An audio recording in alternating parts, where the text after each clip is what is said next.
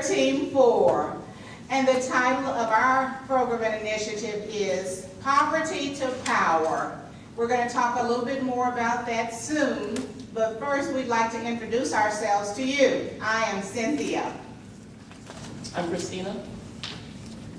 I'm Karen. I'm Marielle. I'm Shahaadah. And I'm Dawn. And I'm the only guy. I'm Edward. This is Mr. Larry James. He is the president and CEO of City Square. City Square is a Dallas-based nonprofit organization that focuses on the effects and causes of poverty on the community. Just recently, he did an interview with as part of the DCCCD Community Perspective series. Let's listen to a few of Mr. James' words. We currently have, as I mentioned, a job gap between the skill sets of those who are unemployed seeking employment and the requirements of these jobs that are open. If our training protocols and commitments can keep pace with the different kinds of jobs that are now available, we're going to see increasing numbers of people move into that opportunity. Because of inadequate education and training that's been experienced by many of our neighbors, unfortunately, a lot of those jobs are going to be filled by people who are imported to take them. We got to figure that out. And that's what makes your work so important to our county and to our whole community.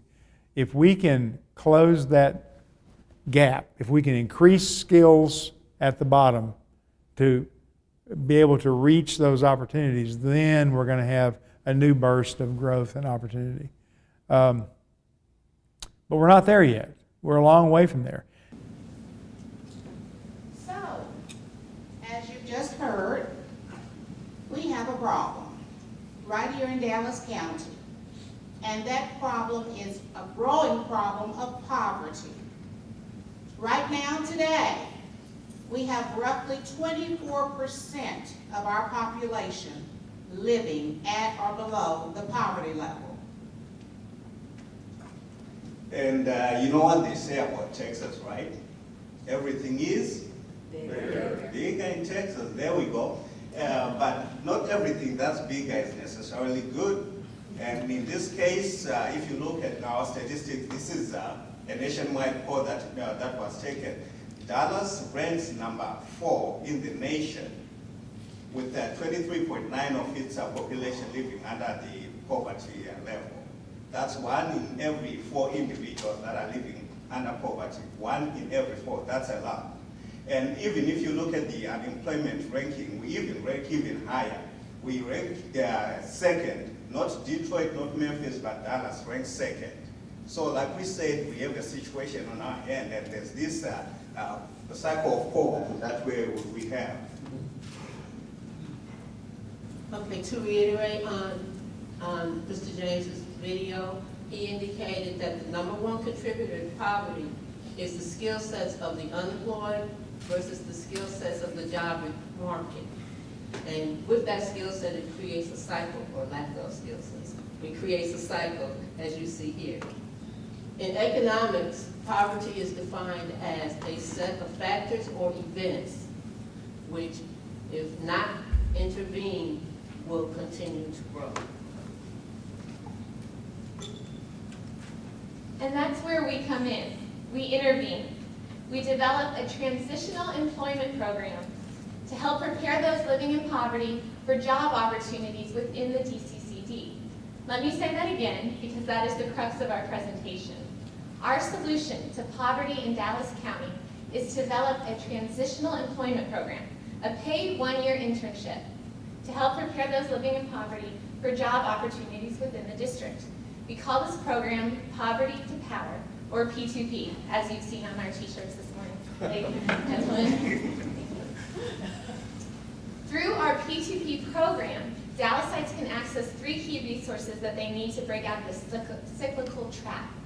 1, employment, 2, marketable skills, and 3, higher education, should they so desire it. And now let's take a look at our target market for the program. Cynthia? So for this program, we will target individuals that have capped themselves unknowingly with only a high school diploma or GED equivalency. We will also gear our program and align it to those that are living at or below the poverty level, right here in Dallas County. And we will also seek those entry-level positions for those that have that ceiling above them right now that only allows them to leave with a high school diploma or GED equivalency. We will be the bridge to their education and their employment. Okay, you may be thinking at this point, okay, sounds like a bright idea. The DFW, or the DCCD, is a major employer in the DFW Metroplex. We have 450 administrators, 705 full-time faculty. We have 1,700 PSS, like myself, and over 4,000 part-timers. We could easily help employ those living in poverty and help prepare them with the job skills that they need. But the devil's advocate side of you may be thinking, that sounds great, but how? How would P2P work? And that's where our strategy comes in. Karen? So let's talk strategy.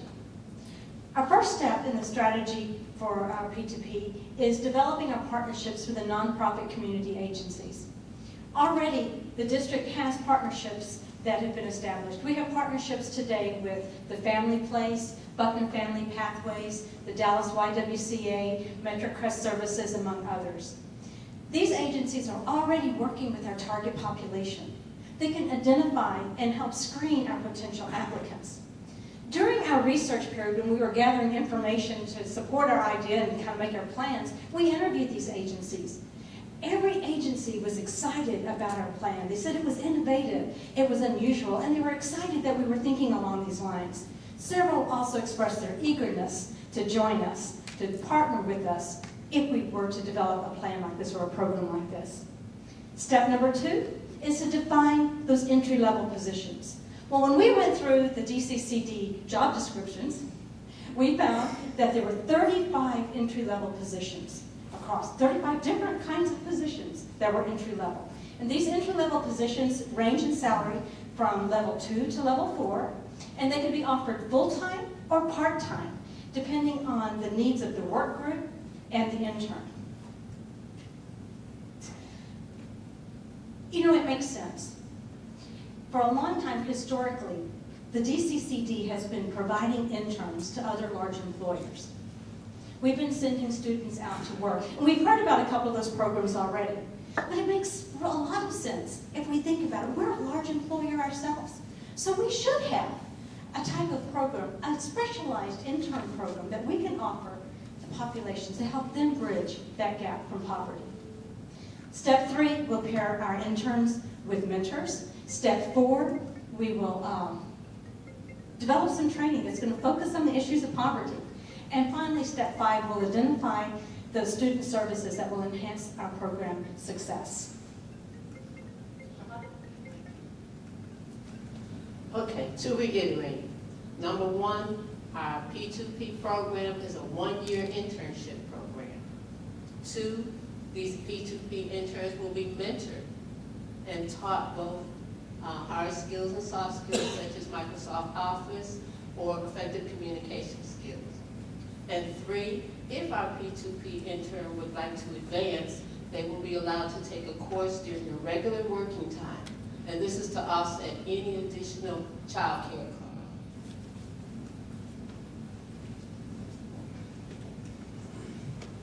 Okay, so now that you've heard what it is and how it's going to work, I'm going to talk about the application process. Our applicants will be vetted by the agencies. These agencies are already working with the applicants. They know their skills and what other skills they need. They will walk them through the process and direct them to our HR portal where they'll be able to apply for these intern positions. The HR portal will offer a unique link for the selected applicants to fill out the online application. And on the next slide, you'll see this is our current job search page. I was going to talk about, okay, you see all these positions listed, and we want to put a link on there underneath professional support staff for our P2P internship program. But I really want you to look at, right next to search jobs, what it says there. Because I never noticed this before, and I don't know if you have, but we all had to go to this page to apply for our position. A great world of opportunity. So many ways to make a difference. And we really believe that this program can make a difference in our community. It can reach out to our non-consumers and give them that opportunity to come in, get some skills, get some experience, and also when you open it up for an employee, you open it up for a new student. I speak from experience because I started years ago in an entry-level position, and I went back to school because of that. Because I started working at Brookhaven, I went back to school and finished my degree. I can't say that I would have done that had I not worked for DCCCD. So we believe it can work, and we hope you think about this and really take a good look at it. And I'm going to turn it over to Karen. She's going to tell us about our mentors. Hi again. If you'll remember, step number 3 was pairing our new hires, our P2P interns, with mentors. Now, a mentor in the workplace is someone who has more experience, more knowledge about the workplace, and in this mentoring process, we're hoping that our interns will also gain professional development. We expect that the mentoring process will take about, at least a minimum, about 1 hour a week. And during this process, as our mentors are helping develop our mentees, we anticipate something else to happen. Not only will our P2P interns develop professionally and grow in professional skills and knowledge, we actually anticipate there'll be another advantage of this. We anticipate that our mentor skills will also develop. They'll increase, particularly their supervisory skills, as to have someone leaning on them. So what we have now is a relationship, as the relationship develops, we have a win-win situation. So our interns are winning and our employees are winning. Speaking of mentorships, I too started at Brookhaven College a long time ago. I have a GED, and if it wasn't for mentors, the people that stepped out that were employees, I'm not sure that eventually I would not have also finished my degree and then gone on to finish advanced degrees and come back to serve in this community. So examples here and all through our audience are people who have seen pieces of this come to life, and we're just trying to present it in one program where we can define and people can access the program and know how to reach it. Step 4 was defining formalized training for our mentors. Now, the formalized training, that sounds, pretty big deal, but it actually exists across our campus already, or across our district already. And such programs like Richland Colleges require professional development on cultural diversity awareness. This year, the Richland College's professional development is focused on the structure of poverty, caring behaviors. Now, the structure of poverty is based on Ruby Payne's renowned work with educators that were reaching out to students that were in poverty or impoverished students and helping them gain success in the education or in school. So we suggest that we look around and we take these programs and implement them so that we are teaching our mentors and our employees more about the impact, the specific, unique impact that poverty has on employees and their families.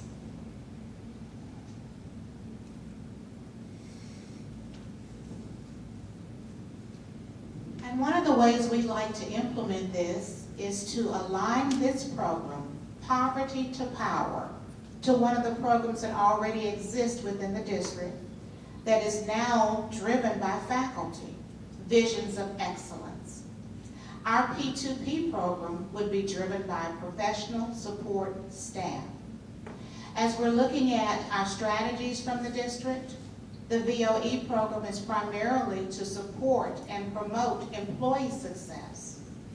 Our Poverty to Power, or P2P program, would be one that would not only support employee success, but also community engagement. We would also look at the scholarships that could be offered to these individual interns. Currently, our district foundation offers over 600 scholarships annually. We would like to see those scholarships aligned and paired with interns who want to go back to school. Thereby, we would demonstrate our district nimbleness, that we're removing any impediments and barriers to education. So what happens at the end? At the end of the internship, the position would be reposted. The intern could apply if they so chose to again. If not, it would go out to another intern. At this point, it will have completed at least one college course as well as a wide variety of professional development through the district. And after that, a survey will go out. It will be looking at overall satisfaction. They will be asking questions about improvement of job skills, and from there, outcomes will be assessed. I know most of you have listened to President Obama proposing the free tuition for qualifying students to attend college. And also you've heard now our very own Chancellor talking about bringing everybody to our doorsteps through alignment, personalization, scale, and innovation. These are initiatives to bring down the 22% of the kids that are living under poverty.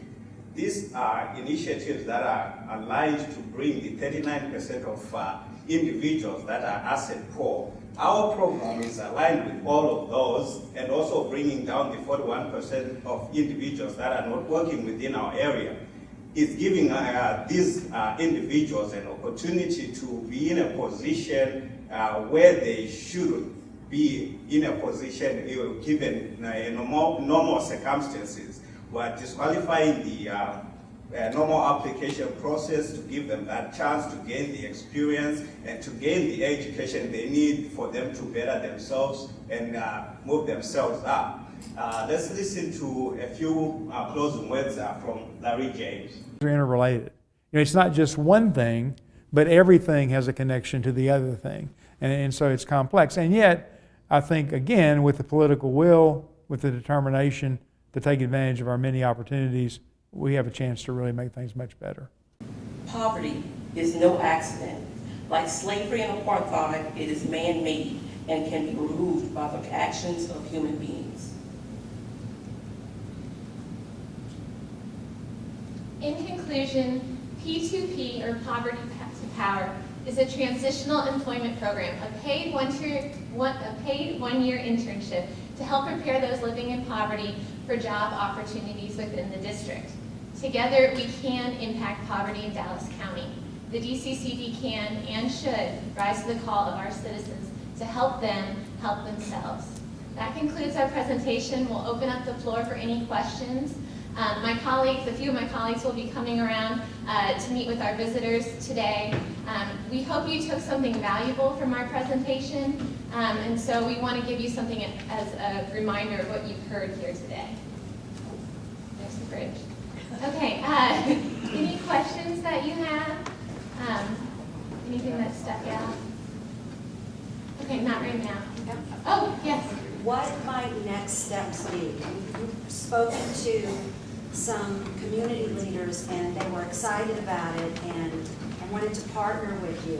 What do you think, has your group pondered what a next step might be to actually bring this into development?